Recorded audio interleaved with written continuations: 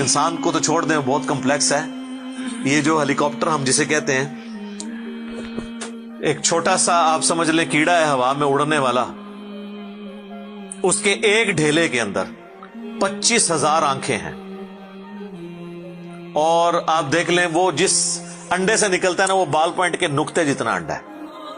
زمین و آسمان کی مخلوقات مل کے کوئی انڈا ایسا نہیں بنا سکتی جس میں سے ڈریگن فلائی نکل آئے. مرغیاں جو انڈے دیتی ہیں، کبوتر جو انڈے دیتے ہیں، ان میں سے ان کے چوزے نکلنا وہ تو ان امیجنیبل ہے، وہ تو کچھ سوچ نہیں سکتا. زمین و آسمان کی ساری مخلوقات مل کے ایک بیج ایسا نہیں بنا سکتی جس کو زمین میں بویا جائے اور وہ 6 ارب گنا بڑا درخت بن جائے. تو جو کام کرنے سے نہیں ہو سکتا وہ خود بخود کیسے ہو سکتا ہے؟ اور اس کریشن کا کلائمیکس انسان ہے. انسان پہ ہی بات کی جائے نا تو 1 گھنٹہ چاہیے. انسان کو جو اللہ نے کوالٹیز دی ہیں جس کا اسے خود بھی نہیں پتا.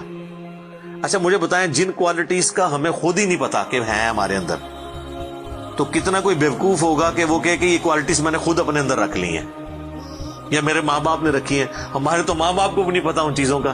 آج جو ہمیں سائنس بتا رہی ہے، 1,00,000 دفعہ روزانہ ہمارا دل دھڑکتا ہے.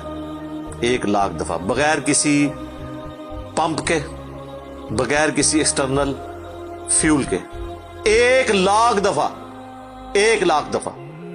اچھا، اور 1,00,000 دفعہ دھڑکنے کے بعد وہ 10,000 لیٹر خون پمپ کرتا ہے ہماری نسوں میں، ہر بندے کے. ایک انسان کے جسم میں جو نسوں کی لینتھ ہے نا، یہ آپ کی جو نروز ہیں، خون کی نالیاں، اس کی لینتھ اتنی زیادہ ہے کہ ایک بندے کی اگر صرف نسیں جوڑی جائیں تو زمین کے 2.5 چکر لگ سکتے ہیں. 40,000 کلومیٹر زمین کا سرکمفرنس ہے. 1,00,000 کلومیٹر 2.5 چکر زمین کے لگ سکتے ہیں. ان ساری نسوں میں خون کا پہنچنا اور وہ خون اپنے اندر آکسیجن لے کر جائے، ایک ایک خلیے تک پہنچنا، اور خلیے کی تعداد سینکڑوں میں، ہزاروں میں، لاکھوں میں، کروڑوں میں، اربوں میں نہیں ہے. 100 ٹریلین سیلز ہر انسان کے اندر موجود ہیں. 1 ٹریلین 1000 ارب کے برابر ہے، 1000 بلین کے برابر. اور 1 ارب میں نے آپ کو بتا دیا کتنا بڑا ہے. تو 100,000 ارب ہر بندے کے جسم میں خلیے ہیں. تو سائنٹسٹ کہتے ہیں یہ تو آپ صاف کر ہی نہیں سکتے. آپ کو بس مختصر بتا دیتے ہیں کہ انگلینڈ جیسے 30 ملک ہوں اور ان 30 ملکوں میں صرف درخت ہی اگے ہوئے ہوں، اور ان درختوں کے جتنے پتے ہوں گے نا اتنے ایک جسم میں خلیے ہیں. اور خلیے یہ نہ سمجھے کہ وہ ایسی کوئی چیز ہے. ایک خلیے کے اندر اتنے سسٹم ہے کہ نیو یارک سٹی جتنی جگہ چاہیے اگر ہم ایک خلیہ ہمیں بنانا پڑ جائے، جو کچھ اس کے اندر سسٹمز موجود ہیں. سوچ نہیں سکتا. بس انسان پھر یہی کہہ سکتا ہے اللہ اکبر کبیرا والحمد للہ کثیرا وسبحان اللہ بکرۃ واصیلا. ابھی اسٹرانومی کی فیلڈ میں جائیں تو بندہ پاگل ہو جاتا ہے. آج تو ہمیں ٹیلیسکوپ کے ذریعے کیا کچھ پتا چل چکا ہے. ناسا کی رپورٹس تو آئے دن ڈسپلے ہوتی رہتی ہیں، اس میں میری ویڈیوز بھی آتی رہتی ہیں. اس وقت ناسا نے جو ڈسکوری کی ہے نا، اس کے تحت 250 بلین گلیکسیز ہیں اس کائنات کے اندر. 250 ارب، اور ارب میں نے آپ کو بتا دیا کتنا بڑا فگر ہے. ہر گلیکسی میں 300 ارب سے زیادہ سورج ہیں. ان میں سے ایک سورج یہ ہے. اس طرح کے 300 ارب سورج صرف ہماری گلیکسی ملکی وے میں ہے، اور یہ ایک گلیکسی ہے. اور اس طرح کی 250 ارب گلیکسیز اور ہیں. اور یہ سائنٹسٹ کہتے ہیں کہ اتنا بڑا فگر ہے کہ دنیا میں جتنے سمندر ہیں ان کے کنارے پر ریت کے ذروں کی تعداد ہے نا، اس سے زیادہ سٹارز اور پلانٹس اس کائنات کے اندر ہے. تو کیلکولیٹ ہی نہیں کر سکتا. اور یہ وہ چیز ہے جو انہوں نے کیلکولیٹ کی ہے. لوگ کہتے ہیں انہوں نے گنے کیسے ہوں گے. وہ ایک تھوڑا سا ایریا کنسیڈر کرتے ہیں، اس کے بعد اوور آل لے کے اسے ملٹیپلائی کر دیتے ہیں. یعنی اگر میں آپ کو بتا دوں کہ باسکٹ کا سائز اتنا ہے، اس میں اتنے انڈے آتے ہیں، تو یہ ہمارا حال جو ہے اس میں کتنے انڈے آئیں گے، تو آپ کہیں گے جی اس حال کا سائز بتائیں، اسے ملٹیپلائی کر کے کیلکولیٹ کر لیتے ہیں. وہ یہ نہیں ہوتا کہ وہ ایک ایک کر کے گنتے ہیں، ورنہ تو ان کو بھی لاکھوں سال چاہیے گننے کے لیے. اوور آل کیلکولیشن وہ کر لیتے ہیں. تو یہ ایک الگ سے ٹاپک ہے بہت بڑا. اس ٹاپک کے اوپر میری یوٹیوب کے اوپر کئی ایک ویڈیوز ہیں. ان میں ٹاپ آف دا لسٹ میری ویڈیو آج سے آلموسٹ 12 سال پہلے ریکارڈ ہوئی تھی 2008 کے اندر. ہو از اللہ, اللہ کون ہے جدید سائنسی حقائق کی روشنی میں.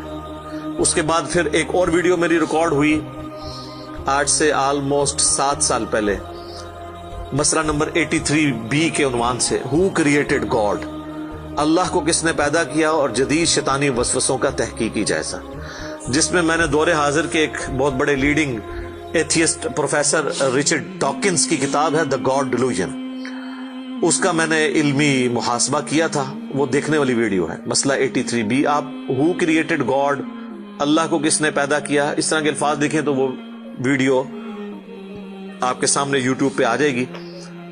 پھر آلموسٹ آج سے 2 سال پہلے میں نے قرآن اینڈ ماڈرن سائنس کے نام سے ایک ویڈیو ریکارڈ کروائی تھی. وہ انگلش سب ٹائٹل کے ساتھ بھی آ چکی ہے, آلموسٹ 1.25 گھنٹے کی. اس میں ایک ہندو بھائی نے قرآن حکیم پہ ایک اعتراض کیا تھا, تو اس کے جواب میں نے پوری ڈاکٹرن کلیئر کی تھی کہ قرآن حکیم میں جو سائنٹیفک فیکٹس ہیں ان کو آپ نے کس حوالے سے لینا ہے. قرآن جو ہے یہ لٹریچر کی بک ہے, یہ سائنس کی کتاب نہیں ہے, البتہ فزیکل فینومینا آف نیچر پہ بات کرتی ہے, تو اس کو لٹریچر کی زبان میں لینا ہوگا. اور اس حوالے سے جو مختلف چیزیں سامنے آتی ہیں, غیر مسلموں کے اعتراضات, اس میں نے اوورال ڈاکٹرن کور کی تھی.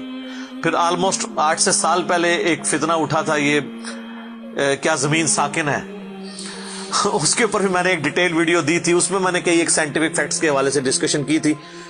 میرا خیال ہے اتنی ڈیپتھ تو کسی اور نے گفتگو, ڈاکٹر ذاکر نائک کا تو ایک آدھ لیکچر ہے, وہ بھی بالکل سطحی قسم کی گفتگو ہے, جو بالکل کریٹیکلی چیزوں کو ایک ایک ایشو کو ریزالو کرنا یہ نصیب والوں کا حصہ ہے. اللہ تعالیٰ جس کو اس کام کے لیے اٹھائے. تو میں نے یعنی ہر اعتبار سے کئی ایک ویڈیوز میری ریکارڈڈ ہے. اس کے لیے بڑا پھر بلیک ہول کی ڈسکوری ہوئی آج سے 2 سال پہلے, اس پہ میری ایک ویڈیو آئی تھی. تو آپ یوٹیوب پہ جا کے سائنس اور انجینئر محمد علی مرزا لکھ دیں تو وہ ساری ویڈیوز ہیش ٹیگ کے ساتھ آپ کے سامنے آ جائیں گی. ایک ایک کر کے دیکھنا شروع کریں. اب میں وہ ساری باتیں, یہ میرا بڑا فیوریٹ ٹاپک ہے, میں 1 گھنٹہ اور فی البدی ان فیکٹس پہ بول سکتا ہوں, لیکن اب آلموسٹ آدھا گھنٹہ پیچھے باقی رہ گیا, تو میں نے یہ آیات بھی مکمل کرنی ہے. میں نے اوورال ایک اس حوالے سے آپ کو بتایا کہ یہ کوئی چھوٹی چیز نہیں جو اللہ تعالیٰ فرما رہا ہے کہ آسمان اور زمین کے پیدائش میں اور رات اور دن کے آنے جانے میں. اب یہ رات اور دن کا آنا جانا یہ کوئی چھوٹا معاملہ ہے. آج تو مطلب سائنس کی وجہ سے ہمیں جو چیزیں پتہ ہیں ہم سے پہلے تو لوگوں کو پتہ ہی نہیں تھی. ان کا تو ایمان بالغیب تھا جن باتوں پہ, ہمیں تو وہ چیزیں سامنے نظر آ رہی ہیں. 3 بڑی بڑی موشنز جو ڈسکور ہوئی ہیں نا زمین کی, ان میں سے پہلی موشن یہ ہے کہ زمین ہر سیکنڈ میں آدھا کلومیٹر اپنے محور کے گرد گھومتی ہے. 1 سیکنڈ میں آدھا کلومیٹر, جس کی وجہ سے 24 گھنٹے میں ہمارا دن رات مکمل ہوتا ہے. میں ایکویٹر کی بات کر رہا ہوں, اس کے ارد گرد, میں نارتھ اور ساؤتھ پول کی بات نہیں کر رہا. وہاں تو سورج ود ریسپیکٹ ٹو زمین جو ہے افق کے ساتھ چل رہا ہوتا ہے, وہ الگ معاملہ ہوتا ہے, وہ پھر آپ کو پوری سائنس سمجھانی پڑے گی. ایک عام ڈسکشن میں بات کر رہا ہوں. دوسری موشن ہے زمین کی 1 سیکنڈ کے اندر, یہ تو ہوگی نا آدھا کلومیٹر, وہ ہے 1 سیکنڈ کے اندر 30 کلومیٹر سورج کے گرد. اور یہ اس رفتار کو کوئی سوچ سکتا ہے 1 سیکنڈ میں 30 کلومیٹر؟ یہ گولی کی رفتار سے 60 گنا زیادہ رفتار ہے. یہ 1 سیکنڈ میں 30 کلومیٹر.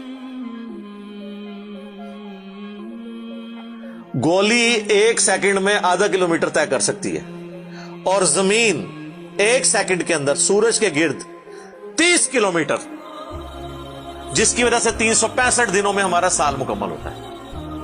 اور یہ 2 تو پھر بھی تھوڑا بہت بندہ دماغ میں سوچ سکتا ہے. جو تیسری موشن ہے نا, وہ زمین اور پورا ہمارا یہ سولر سسٹم سمیت ہمارے سورج کے 1 سیکنڈ میں 200 کلومیٹر کی رفتار سے ایک سٹار ویگا ہے, اس کی طرف پچھلے 15 ارب سال سے ٹریول کر رہے ہیں. ذرا آپ ذرا لینتھ دیکھ لیں. اسی لیے جو کائنات کے فاصلے ہیں وہ لائٹ ایئرز میں ماپے جاتے ہیں. وہاں تو آپ کے سب کچھ فیل ہو جاتا ہے. یعنی روشنی 1 سال میں جتنا فاصلہ طے کرتی ہے نا, اسے کہتے ہیں لائٹ ایئر. اور روشنی جناب گھوڑے کی رفتار سے، بوئنگ کی رفتار سے، میزائل کی رفتار سے نہیں چلتی. روشنی کی رفتار ہے 3 لاکھ کلومیٹر ایک سیکنڈ میں.